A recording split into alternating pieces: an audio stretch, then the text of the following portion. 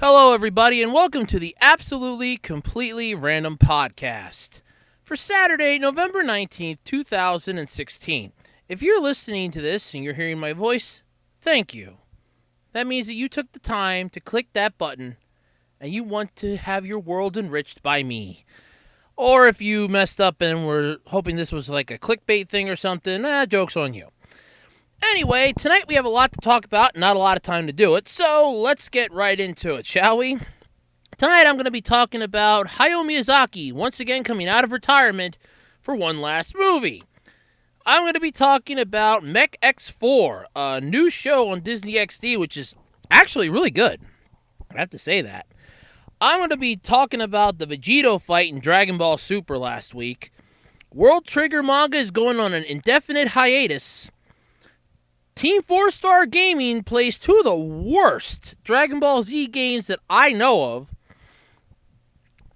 Hannah Montana is returning to Disney Channel, and all I have to say to that is why. Let's see here. Oh yeah, Power Rangers Dino Super Charge finale seemed phoned in, and the Pokemon Sun and Moon anime is now changing channels.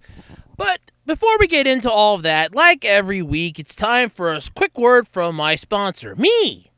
Yes, that's right, I am my own sponsor, as Professor Clump pointed out the one week. And without any further ado, here I am to enrich your lives and lighten your wallets. Mostly just to enrich your lives. Hi friends, this is Andrew from A-Roads 2012 on eBay. Did you know that the holidays are really approaching fast? I mean, next week's already going to be Thanksgiving, and you know what happens after Thanksgiving? It's Black Friday. That's the time of the year when the grandmas go out with the canes and start beating people to get their hands on that doll that their grandchild just has to have. Well, if you want to avoid all that mad rushing to the mall, massive amounts of pileups, the traffic jams / traffic accidents, and so much more, why not shop on eBay, or basically online in general? And if you're going to go to eBay, though, check me out. Lowercase ARHOADS hyphen 2012. I have a wide variety of trading cards, DVDs, action figures. You name it, I have it. I even have some weirdo collectibles. Things that might seem odd to you, but might be interesting to other people, and so much more. So, like I said, if you're going to go on eBay, well, think of me first. Check me out. You can even follow me if you want. That's lowercase ARHOADS hyphen 2012 on eBay. You can also follow me on Twitter at Otaku Roads. All right, so this week has been a long one for me. The overnight shift is still going strong. We're actually starting to function as a family. Almost. We keep, it's only the few of us that there are. But yeah, we're functioning like a family, and I'm happy for that. But I'd like to start off this week's podcast with a little somber message in a moment here. For those of us out there, if we may. Jason David Frank, the former green, white, red Zeo, red Turbo, and black Dino Thunder Ranger. Not to mention he's done a lot of other things since Power Rangers ended. His mother passed away on the 15th. That would have been Tuesday. At the age, if I did the math right, it was about 67, if I did the math right. He did put a video blog up, I guess for like the last few months or so. He did have like a video vlog up. I did see it this morning. I didn't watch it. I didn't get a chance to yet. But it's just like everybody out there that listens to my podcast, keep them in your thoughts. Have a moment of silence for him, which I'm going to do in a minute. And, just really contemplate on this. I'd just like to ask one thing. Do not harangue him about this. This is going to be hard on him. Please, don't harangue him on this. Don't jump down his throat. So, like, if he doesn't make it to a convention or something that he was supposed to, now you kind of know why. He's going to need time for this. I know he does a lot of that stuff for the fans, but, it might come to the point where he might want to take a little break for himself, and I really don't blame him for that at all. So, let's have a quick little moment of silence, if we may, in memory of his mom. I cannot think of what her name was for the life of me. I know I saw it. But let's just have a moment of silence, if we may.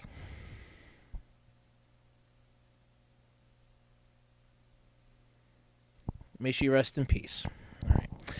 Okay, so let's start off the podcast with an announcement from everyone's favorite Studio Ghibli creator, Hayao Miyazaki, is once again coming out of retirement.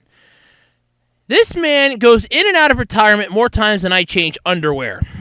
And I mean that. Every time you turn around, Hayao Miyazaki is coming out of retirement and going back into retirement.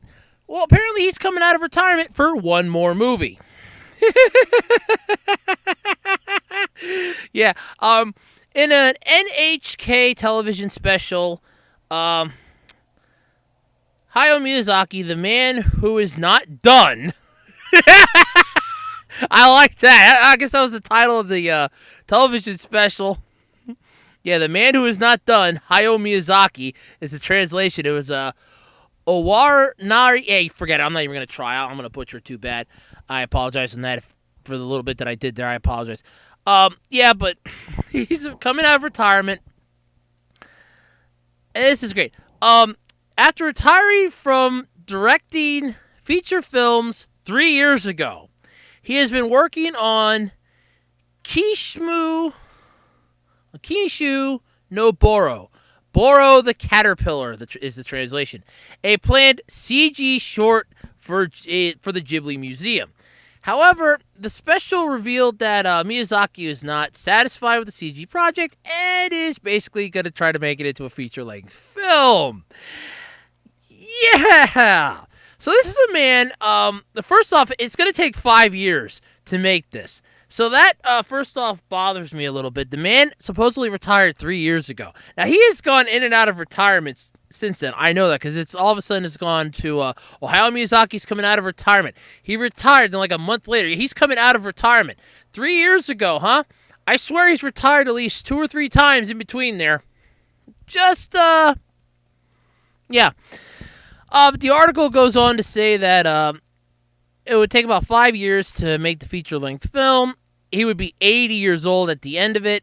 In the schedule listed in his proposal, Miyazaki suggested that the film could be done by 2019 before the 2020 Olympics in Tokyo, which, first off, woohoo! Tokyo's getting the Olympics! Yeah, so let's just have that for a second. That was kind of cool.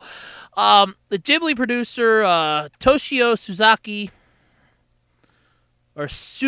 I think I messed that up, commented that Miyazaki will draw storyboards until he dies. Yeah, that's pretty much true. I guarantee it.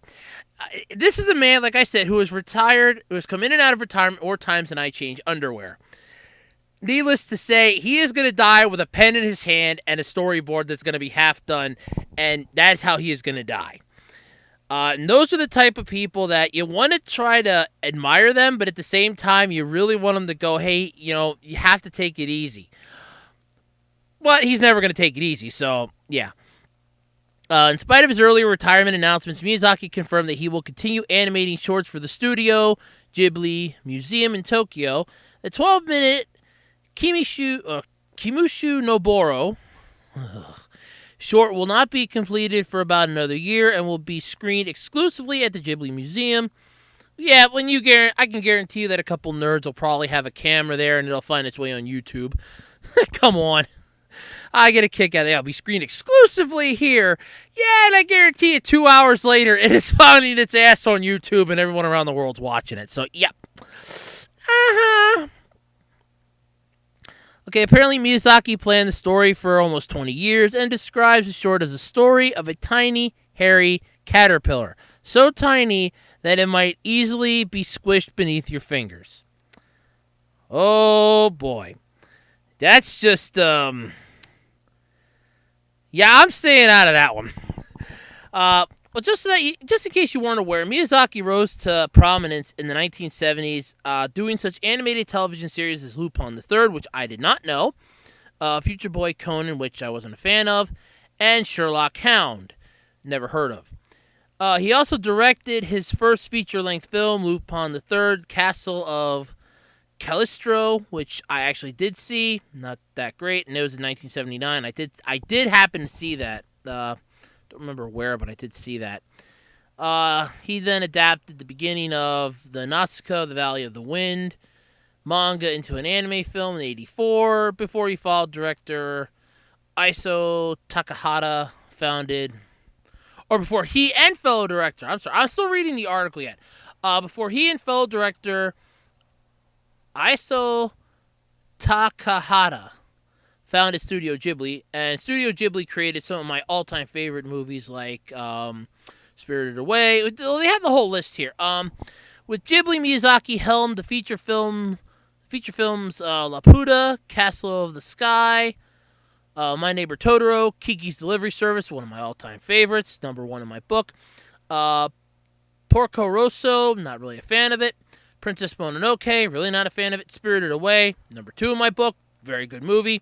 Howl's Moving Castle, so far down on my list it ain't even funny. Ponyo makes number 3 on my list. And 2013's The Wind Rises, which I have yet to see, but is on my list to see. He also co-produced Takahata's directional efforts and directed smaller projects such as the experimental film On Your Mark and Ghibli museum shorts such as May and the Kitten Bus and Mr. Doe and the Egg Princess. Okay, where are the Japanese getting the names for these? I just wanted to ask that question. I mean, come on. I can understand Kiki's Delivery Service because the main character's name was Kiki, and she was able to fly because she was a witch, so she opened up a delivery service. I understand that. Spirited Away. The girl got taken to a land of ghosts and dead people. I get that too. Ponyo. The little girl fish's name was Ponyo. Come on. May and the Kitten Bus? Mr. Doe and the Egg Princess? What? But never mind. Moving on. Spirited Away remains the highest earning film ever at the Japanese box office. 15 years after it opened in 2001, the film won an Academy Award for Best Animated Film in 2003. Spirited Away is still holding it, actually. The only one that was close to catching it was that Your Name film, which I think the steam might have finally rolled out of that now. But hey, it beat a lot of movies, so that is a feat, nonetheless. So, yep. So Hayao Miyazaki's coming out of retirement once again. Like I said, this is going to be the man that's going to die with a pen in his hand and the storyboard half done. So, yep. More power to you, Mr. Miyazaki, and I'm looking forward to seeing what you have to bring to the table. Speaking of Japanese stuff, World Trigger manga. I apologize for that, otakus of the world. I was a slip of the tongue. I'm still tired yet. I've had a long week. If you read the World Trigger manga, and I do apologize, I did catch myself, and I do apologize for that. Well, the World Trigger manga is going on an indefinite hiatus due to the author's poor health. This has apparently happened before. It's going on a hiatus before because of the similar reason. And in the article, which, by the way, was up on Anime News Network, if memory serves, Daisuke Ashihara took a break in 2014 to treat nerve roots affected by cervical spondylosis, and I know I mispronounced that. I apologize profusely. However, the 51st issue, this year's 51st issue of Shueisha's Weekly Shonen Jump magazine, is revealing on Monday that Daisuke Ashihara's World Trigger manga is going on an indefinite hiatus due to Ashihara's poor physical health. The manga will not appear in the 51st issue, nor will it appear in the 52nd issue slated for November 28th. The editorial staff said that the manga will be on hiatus for a while, and currently the manga's return date is undecided. The staff added that it will announce the date for the manga's return in a future issue. The 50th issue announced that... the 50th issue announced on Monday that the anime... long week. That the manga didn't appear in the issue because of Ashihara's sudden illness. And the editorial staff said that the series would continue in the 51st issue, but now they are saying it will not be in the 51st nor the 52nd issue, and it is on hiatus.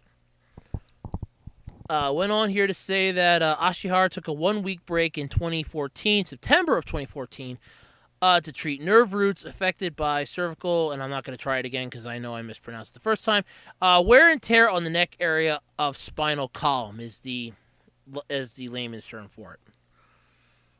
And has since taken several 1-week breaks due to sudden illnesses. So, sudden illness. So either way, it's going on hiatus, an indefinite hiatus. This isn't unusual. I mean, manga artists over there are pretty stubborn. And if something happens, they really can't be helped if they get sick. Like I said, if you ever want to know what it's like in the manga industry, read Bakuman. They pretty much nailed that right on the head, I think. It is a really thankless job, but yet you do have some admiration from people, but still, it's somewhat of a thankless job. But I thank them for it. I love it. And yeah. The article concluded with Ashihara debuted the manga in Weekly Shonen Jump magazine back in 2013, and Shueisha published the manga's 16th volume on September 2nd. Viz Media publishes the series simultaneously in its digital anthology version of Weekly Shonen Jump, and it published the 13th volume in print on November 1st. And don't even get me started on Weekly Shonen Jump. It's just like the Shonen Jump Alpha here in the freaking US. That pissed me right the hell off. But that's for another day and another rant. Maybe this episode if I feel like it and I get pissed off enough. But let's move on. So yeah, like I said, it's on definite hiatus. And yeah, I mean, it sucks. But there's really not much you can do about it. If the person gets sick, they get sick. If it's poor illness, there's really nothing you can do about it. So it's just called suck it up. You know, they're human too. They have, they have to be able to function and live. If they can't live and they can't function, then that's a problem. We can't work them to death just for our own entertainment. We're not the Greek gods, and we sure as hell aren't the Gestapo. We're not going to do what we want just because we're not going to, force a person to work themselves to death just because we want to read what happens next. We can be patient. We're human beings. We can be patient, and we can wait. So I hope that Daisuke Ashihara gets better. I hope that everything turns out well. And yeah, so let's move on. All right. Any Hannah Montana fans out there? Well, if you're a Hannah Montana fan, and I mean a true Hannah Montana fan. Yeah, true Hannah Montana fan. I don't know how many of those can actually be left anymore, but yeah. Well, Disney Channel's bringing it back. And all I have to ask is why. I mean, hasn't Disney ruined us enough with them screwing over Star Wars? We have to now get this. I think we've suffered enough, Disney. But then again, we'll soon be brushing our teeth with Disney toothpaste and driving our Mickey Mouse cars to our positions at local restaurants and everything else. But needless to say, Hannah Montana is set to return to Disney Channel on December 3rd. Of this year. The channel has not announced an official reboot. It is showing the show will be returning in the form of a marathon. According to the article, which was on I just picked the first one off the trending section on Facebook. It was a Womanista, I think was what the name of the magazine was. It didn't really load right. In honor of the holiday season, Disney will be running the Ultimate Hannah Montana Marathon. All 4 seasons of the popular show will air. That means your holiday season will officially be filled with Miley Cyrus and her alter egos.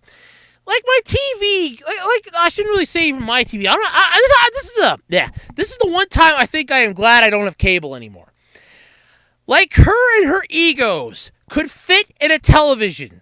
Hell, I don't think they could fit in a small room. And, oh, yeah, great. Now we're going to have an entire marathon right in December for that. 4 seasons worth. Are they trying to pull a Simpsons thing here? I guess so. Oh, speaking of which, let me take us a little break. Let me get a little off subject here. FXX, all 600 episodes of The Simpsons starting on Thanksgiving. That's right. If you want to watch The Simpsons in its entirety, check out FXX's. And I know, I think I added an extra X there. Check out their All Simpsons Marathon like they did a couple years ago when they first got it on their network. They're doing it again, but this time they're adding the newest 100 episodes, all 600 episodes. But now back to the article. As of today, there are no plans to officially reboot the series. Hannah Montana, thank God for that. Let's take a moment here and thank Kami. I mean, Shenron and the Dragon Balls aren't worthless for something. However, Jason Earls, who played Miley's on-screen brother, and I get the names. I did watch the show for a couple episodes, and then I realized how stupid it was, noted that he is interested in returning to his role. I'm thinking the only reason for that is because Kicking It ended. And that was a show that was on Disney XD that he was a main character in. He played Sensei Rudy. And I just think the only reason why he's interested in coming back is because that show's long done, and I don't think Disney XD has any other plans for him. So he probably needs the work and figure, well, if they're going to reboot it, I can reboot my character. Yeah, we don't really care, though, for your character, nor do we care for the show. I mean, that Time in the Sun has died for that. I remember a comment somebody had down on this, on the one thing. All the kids are going to be watching this going, oh, wow, this is Hannah Montana. This is really cool. While all the parents are just going to remember her that time she danced on stage with a dildo or a strap-on or whatever it was. That's all they're going to remember. Yeah. But apparently it's been 5 years since the show officially ended. Wow, time really flew, hasn't it? Oh, wow, 5 years ago. Huh, what was I doing?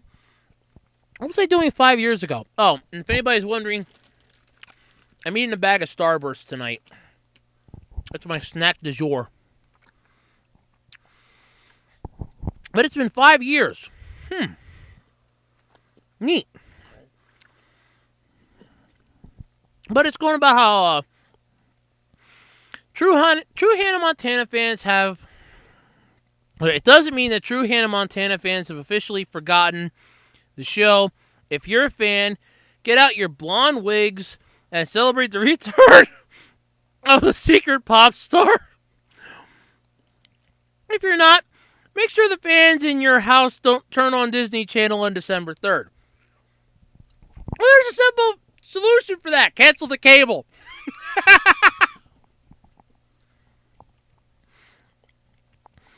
There's your solution. Just cancel the cable or block the channel.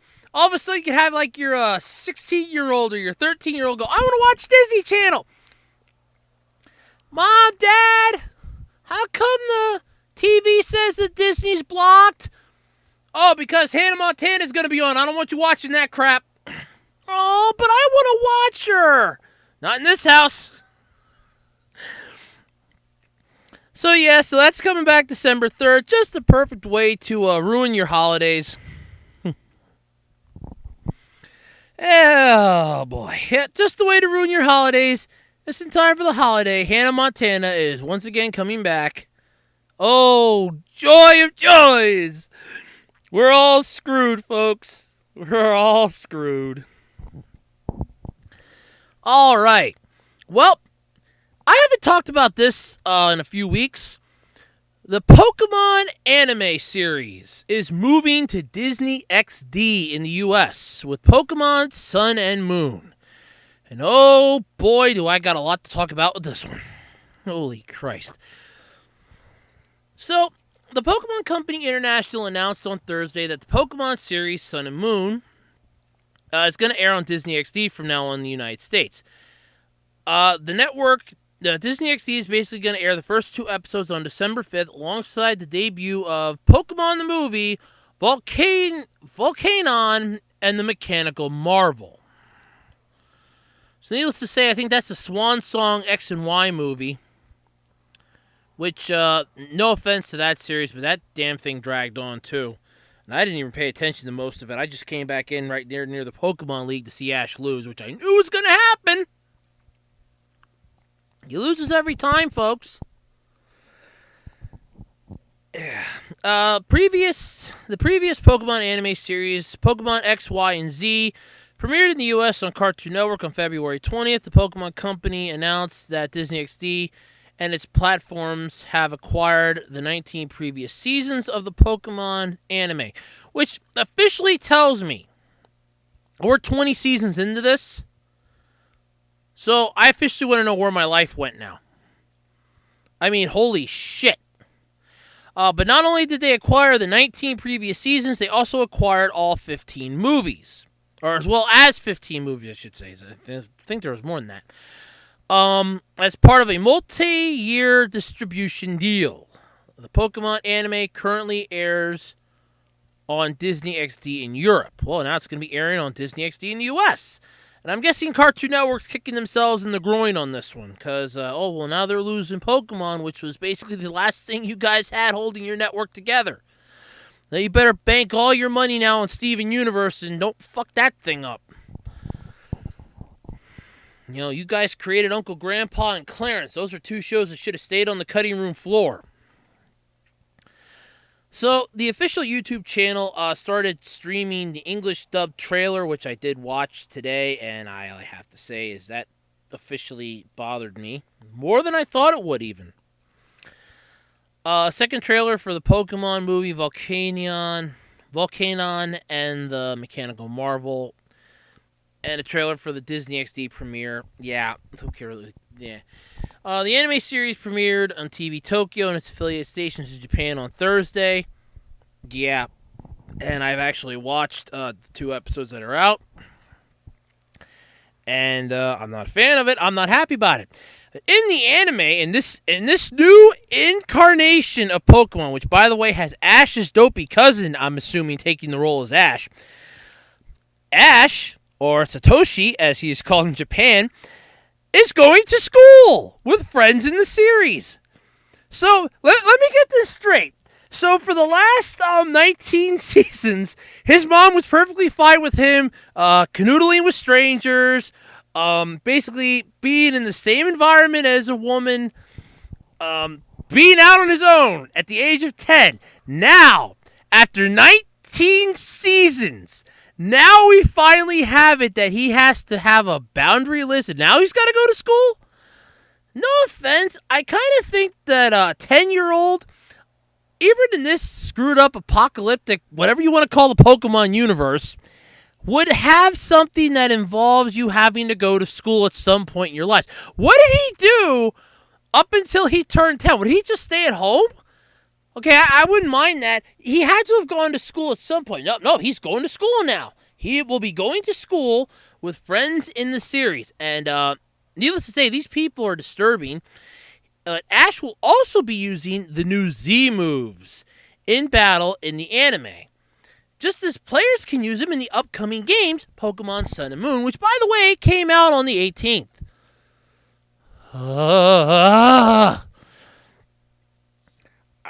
This, to me, just seems like the Pokemon Company has now realized that we've written ourselves into a corner on this.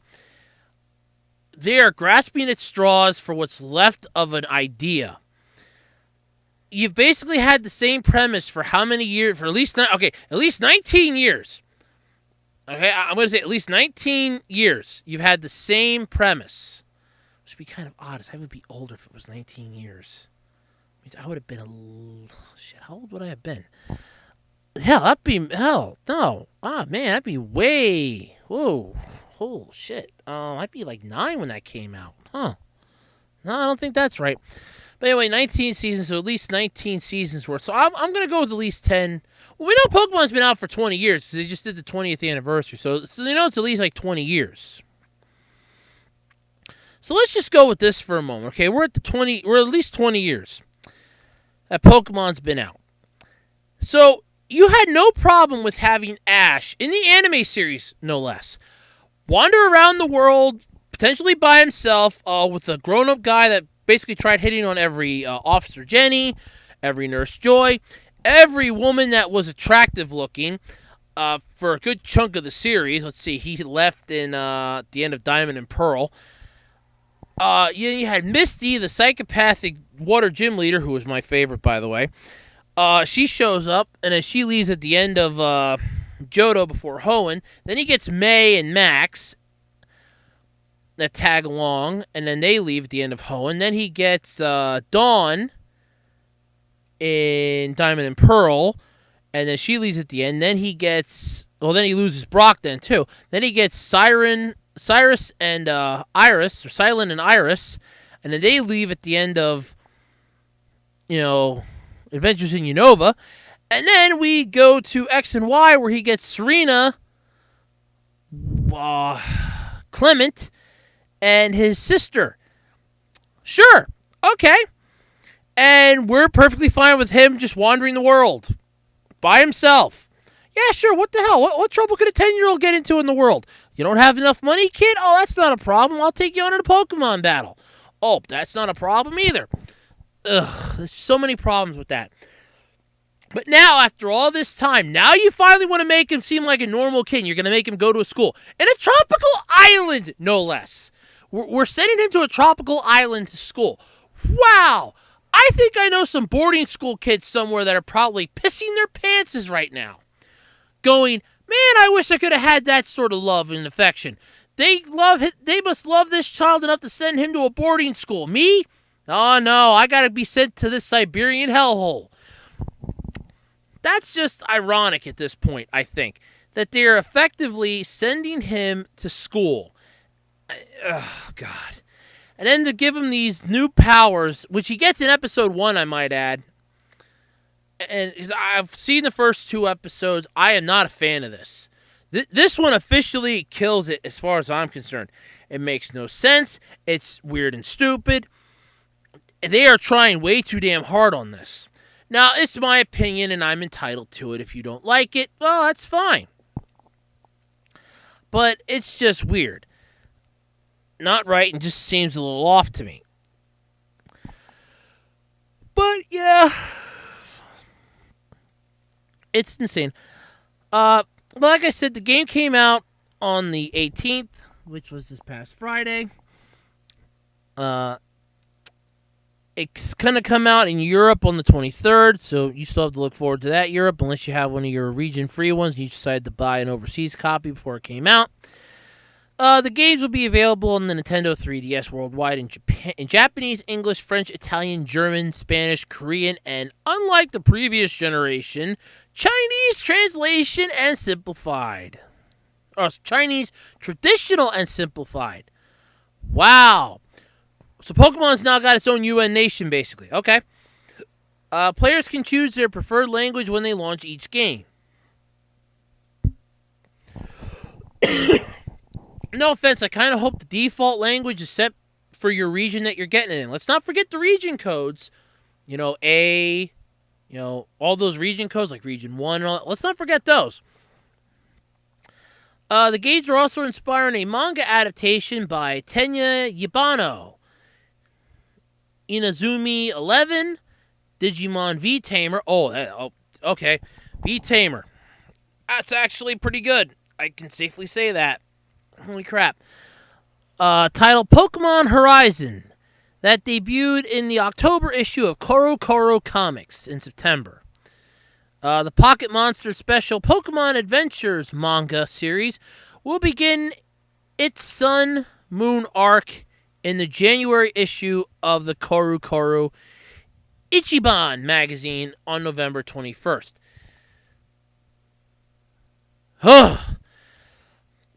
Needless to say, Pokemon's still going for a few more years. Cartoon Network's apparently screwed themselves. It's not going to be on Cartoon Network anymore, and Disney XD now has it. So all I have to say is, way to go, Disney XD.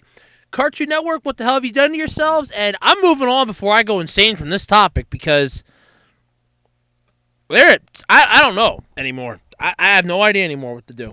That's... Ah!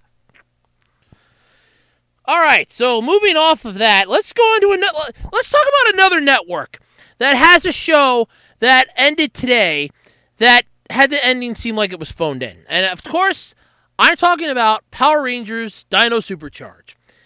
For those of you unfamiliar with it, it's the newest let me rephrase that. It was the newest season of Power Rangers.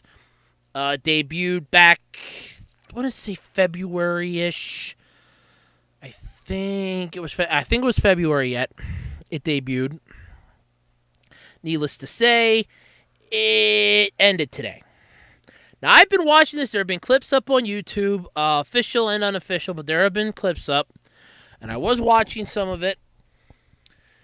How episode 20 ended. Sorry about that. I had to get a drink there. I had to get a sip of my drink. How episode 20 ended was kind of amazing. They had the bad guy was in their base. And they were all running back to the base. I did not see how this episode started. But I did catch the clip of the ending. Which was phoned the hell in. And I mean phoned in. Basically, and I can't really say spoiler for this, because if you check out the Wikipedia article for Power Rangers Dino Super Charge, they have had up how this episode went for the last week. So I can't really say spoiler. Basically, what happened is Sledge gets destroyed. The Dino Charge Rangers are freed of their burden. And Keeper sends the caveman back in time, the knight back in time. I'm not invested enough to know their names. He gives Heckle the ability to be the keeper of the Dark Energem so he can save Sentai 6, which I still swear is a play on words for the Sentai. And he sends whatever the wing guy's name was. I think it was like a Dreadwing or something, or Good Breadwing. I don't know. I don't care. And I can safely say it was phoned in. The whole ending was phoned in. It's like, okay, job's done. Okay, here's what's going to happen. You're going to go back to your time. You two are going to go back to your point in time. You're going to go back to your planet. You're going to go with them, and I'm going to stay here with the dinosaurs. Everybody cool with that? Cool. All right, into the portal you go. Have a nice existence and get the fudge out. But upon arriving back into the quote-unquote time, and I'm using that archaically here for a moment, or sarcastically, I should say, for a moment, they find, I should say, the Rangers, which would be Kendall, Morgan, and that was actually her full name. She always said they had to call her Miss Morgan. I remember that. Tyler, whatever the Pink Ranger's name was, the Black and Green Ranger, they come back to find out that Amber Beach's museum is now a dinosaur zoo. Because Sledge's asteroids never hit the planet, therefore the dinosaurs never went extinct. And we are now smoozing with dinosaurs, which I would call a massive effect of the time stream. Where are the time patrollers? They should be fixing this shit. Come on, where are they to fix this? Dinosaur Museum. No. No, I'm not a fan of this. I mean, don't get me wrong. I would love to live with dinosaurs. I mean, the actual type of dinosaurs, not just slang for old people. This I'm not comfortable with. You are basically telling me that, oh yeah, we're just going to create a new alternate timeline here, and basically middle finger the laws of space, time, and laws of physics. Just middle finger that right to the existence, and give us the Power Rangers in their all new form, which I find amazing. So that was the end of Dino Super Charge. Out of the two new ones so far, I have to say it was better than Super Mega Force. At least Super Mega Force. Yeah, never mind. At least Dino Super Charge wrapped it up in a nice bow. Super Mega Force gave us the legendary letdown. And it is bad. And like I said, it is bad because years ago, not even years ago, when the Green Ranger versus Ryu or the White Ranger versus Scorpion, I think it was the Green Ranger battle Jason David Frank did for Bat in the Sun, he goes, I need to make up for the legendary battle. It is bad when the actor that has been singing the praises of this battle, singing the praises of this section of the show, is basically saying in one fell swoop, I need to make this right. That is a problem when you can officially go, yep, it sucked. If you were just thinking it was your opinion, well, maybe it's just my opinion. The people that played in it probably enjoyed it. I need to make up for the legendary battle. That was not that. Oh my God, he says it sucks too. Oh my God, I'm not alone in thinking this. It blew, it sucked, it reeked. That was it. They cut out half the footage. If you want to see the actual battle, look up Go Kaiser Legendary Battle. It is in there. And I mean that. You can find that. That is the legendary battle. It is so much better. The Japanese version is so much better. But oh my God, did that suck so bad. So Dino Super Charge officially came to an end. And the next one coming up is Ninja Steel, which I'm really not looking forward to because I watched Ninja. I like Ninja. And they're going to completely mess that up. I know it.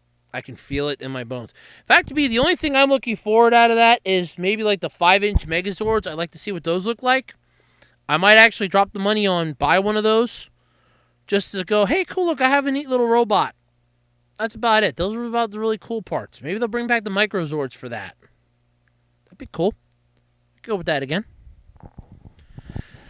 All right, let's talk some Dragon Ball Super. Well, let me cough first, and then we'll talk about some Dragon Ball Super. Last week, Vegito came out, and oh man, was I excited for it. And that trailer wrote a check that Vegito could not cash, even with all of Bulma's wealth. And I don't mean to sound cynical this week, but it was a great... I will admit this. It was nice seeing Vegito again. It was great seeing Vegito go Super Saiyan Blue. And it was wonderful seeing Merge Zemasu get his ass whooped. None of that. I will not deny any of that. That was the best part of that episode. But the problem with, the fusion dissolved because they used up all the power to hold it together. Oh, come on. Okay, it's not permanent. Oh, yeah. Well, no, it's permanent if you're a Kai. If you're not a Kai, it only lasts for an hour. Okay, that I could live with, because then it's double the time of the fusion dance, which really isn't bad. I mean, you're talking about performing something here that, even in the text of a Yu-Gi-Oh card, makes a comment that one of the monsters only existed for 5 minutes, because it could not stand being fused with itself. So, that's a miracle in itself. But what's scary is that everything in this fight, though, last week was whitewashed plot. I shouldn't really say whitewashed. It was plot hole made. Also, Trunks could be the one to deliver the final slash. He gets his busted sword from the one kid and goes, I'm going into battle. I'm going to help them.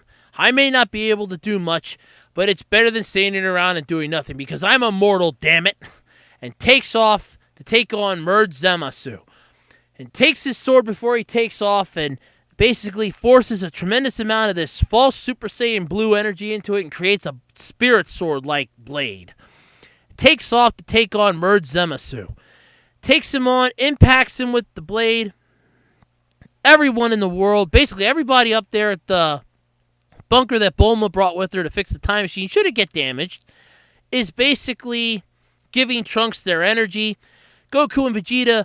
Goku quickly realizes Vegeta, and then they both give Trunks what's left of their energy to help out with this, and he just slices Merge Zemasu in half. And that's where the credits roll. And this week we get to look forward to the aftermath and the conclusion of the Future Trunks arc.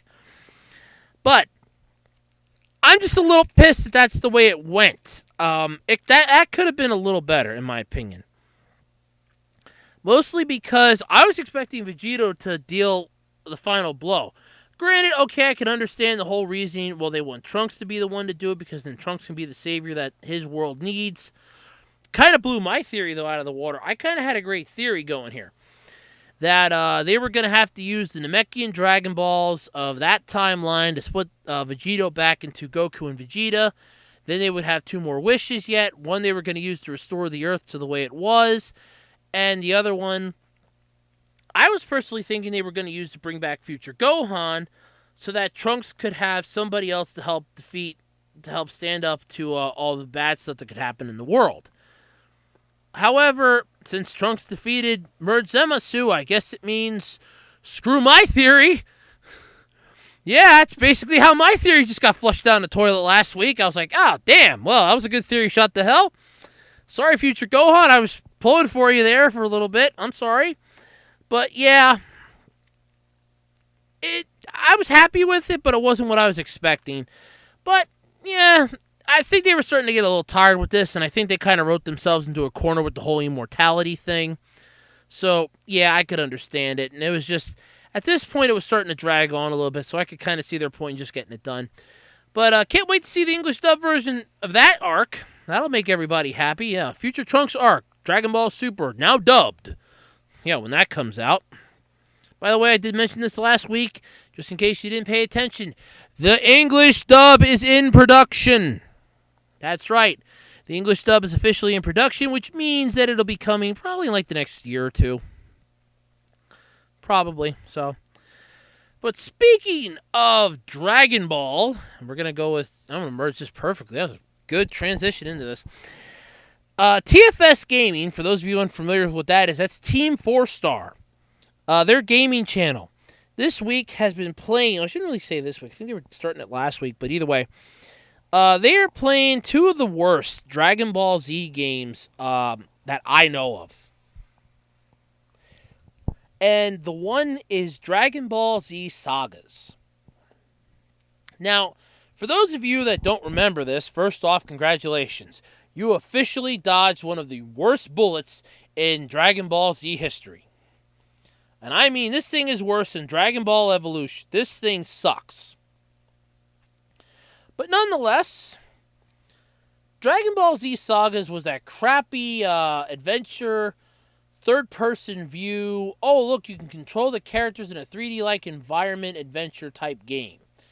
The controls in that thing were pretty much busted. The character AI was all over the place.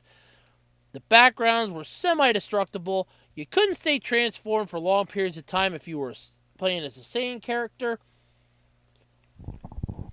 It sucked. I owned it for the GameCube. I beat it in like a day or two. Swear to God, I beat it in like a day or two. Out of the games that I could beat very quickly, it and Zone of the Enders were two of the fastest games that I ever beat my first outing. It was first.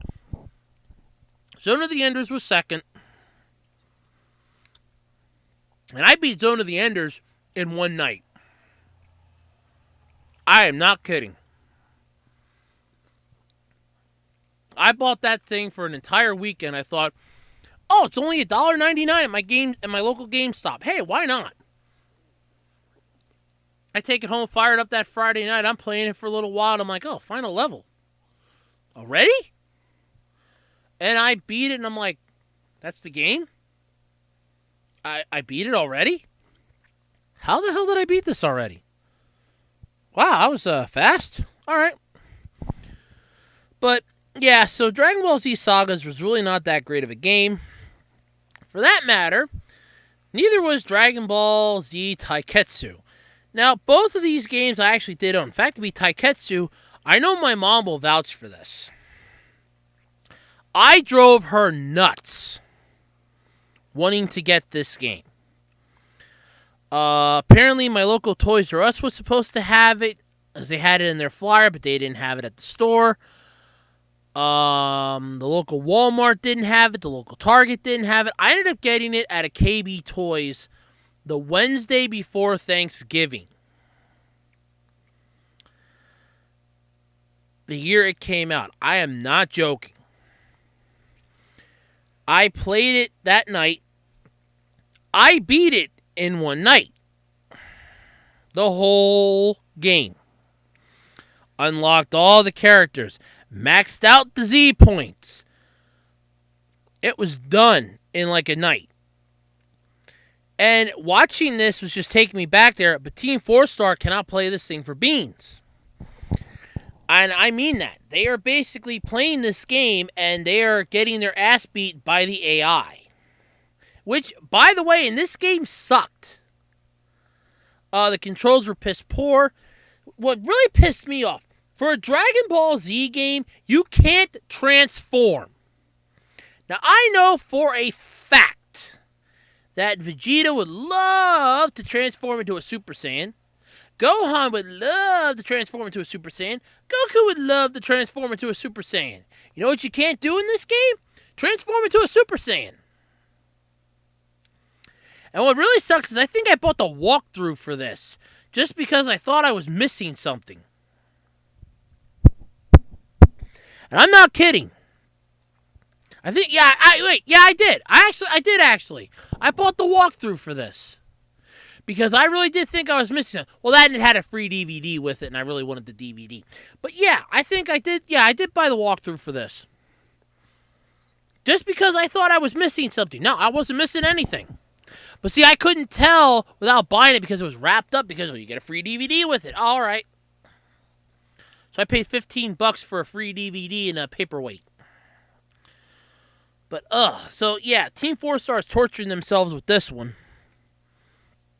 I kind of find that sad, painful, but entertaining because I think they're probably going to end it after the third one because I think they're getting pissed off on this one. The controls suck. They finally just got a super move to work, and it has to be Raditz. It had to be Raditz using his Spike Death Ball of Doom. Yeah, that's the one we're just going to rip off Sonic here. Yep, that's all that one was. So, needless to say, Team 4 Star, I wish you guys the best in this. The gaming people, I wish you guys the best. I know Dragon Ball Xenoverse 2 may not be that great of a game for you guys to play. I know you guys are doing that every day. It's got to be starting to work on you. You guys have already personally beat it on your own. Now you're just doing it for the channel. But if you guys really want crap, try Legendary Super Warriors for the Game Boy Color. I bought that game. Oh, I shouldn't say I bought that. I did. I did buy that one. Yeah. Try that. That one will hurt. More than you know. Alright, so. Time's really starting to tick away, and I got one or two more topics to talk about yet. Mech X4. The strange show kept showing up on my YouTube. We think you might like this recommendation thing. And finally, there's earlier this week, I decided to sit down. I'm like, you know what? F it. I'm just going to watch it. Let's see what it is. I'm impressed. First off, goddamn, was it amazing. Here's the premise for it. This kid finds out he's a technopath.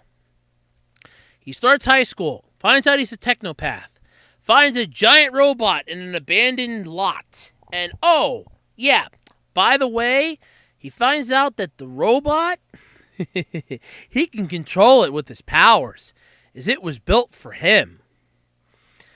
The first episode was basically a two-part movie-like thing, which was really good.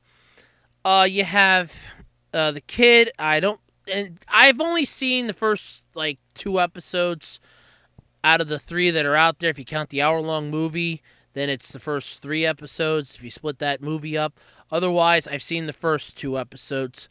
I have not seen the third one yet. That's on my list to watch tomorrow. But, nonetheless, it's a great show. And it is something that Disney XD definitely needs. They have a lot of animated stuff like Phineas and Ferb, Milo Murphy's Law. Their biggest show for years was Kick Buttowski, and I loved that until they ended it. I didn't even realize they ended it. I just thought, oh, cool. Wait for new episodes to come out. As far as live action stuff went, though, they had Kicking It, which really wasn't too bad. And that's pretty much about it. They needed something with some mech in it. So this is actually pretty good. I like this show. Basically, you're first in your monsters of the week. They're hybrid creations made by, spoiler, the principal, who turns out that she wants to destroy the Technopath and the Mech X4 bot, which she didn't realize that it was being controlled by a person until episode 2. Really, you just thought a giant robot is going to be sentient and just show up. You wouldn't have done a tracing program to find your ass? Come on. But anyway, it is a good show. I mean that. It's definitely new. It's unique. It's got that Power Rangers-esque vibe to it. Like all the old Japanese shows, it has an old vibe to it. which is really good. So it's definitely something that nostalgic people will get into, people my age would get into, and the younger generation could get into. Now, if they start selling toys for this, I'd be interested in a Mech X4 bot, about 6 inches tall. Interchangeable fists would be great. I could get into that. But yeah, not too shabby actually. It's I'm looking forward to seeing more of it. It airs on Disney XD. I know it's also on the Disney Channel. It's called Mech X4, and check it out if you get a chance. It's my recommendation. I mean that. It's a damn good show. Damn good show.